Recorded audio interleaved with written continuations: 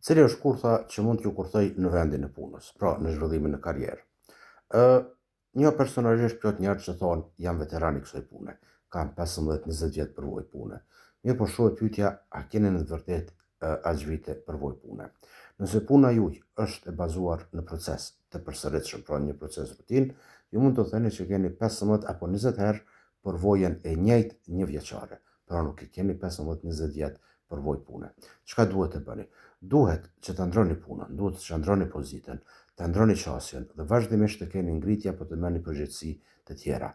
Përndryshe, nëse jeni në vend të punës dhe jeni 3 vite në të njëjtën pozitë, jeni duke bërë punën rutinë, atëherë nuk keni asgjë më tepër se sa një pjesë e inventarit të kompanisë. Pra, nuk keni jetë jashtë asaj kompanie. Ju humbni shkallësitë të cilat gjenden në tregun e punës sepse njeni vetëm kompaninë ku jeni të punu.